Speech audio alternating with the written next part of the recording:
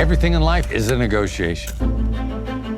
When you cross the street is a negotiation. Getting your coffee at Starbucks is a negotiation. You're probably in 3 to 7 negotiations every single day. Your life could be in a completely different place just by improving how you negotiate. Negotiators are working around the clock. The deadline for execution has passed. With us now to help break down the investigation, FBI Special Agent Hostage Negotiator, Chris Voss. My role as a hostage negotiator was to connect authentically with the victim, the victim's family, and with the hostage taker. Everybody really deserves to have somebody hear what they have to say.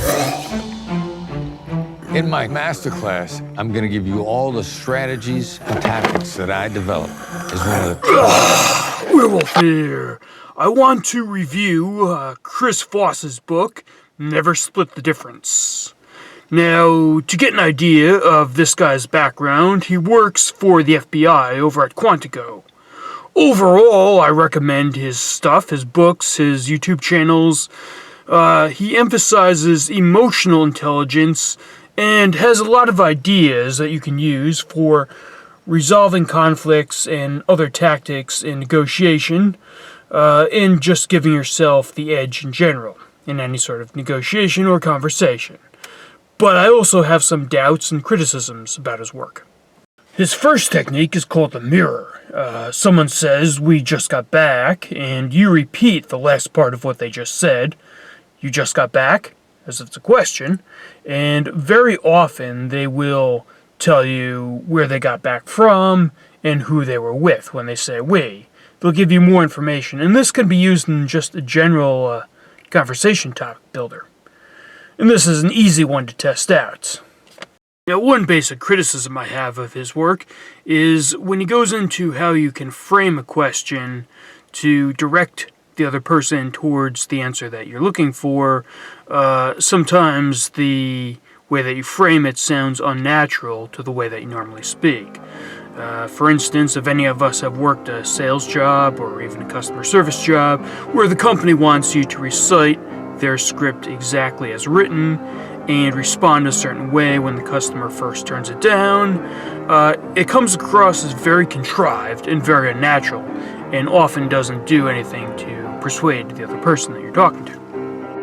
Most of the examples he gives in his book are from his own experience negotiating with terrorists and kidnappers and the like. And while he does make the case that these skills are transferable to other situations you might encounter, there are some differences.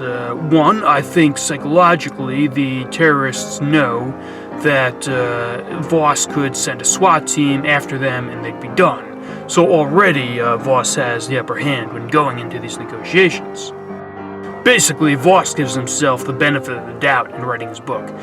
Other limitations, for example, he talks about negotiating for discounts at the register in customer service, but if you've ever worked one of these jobs, you know that there's only so much power that you have, sometimes no power at all, in these things, and then you have to go to a manager, and that manager gets annoyed, sometimes at you, for asking about so many discounts.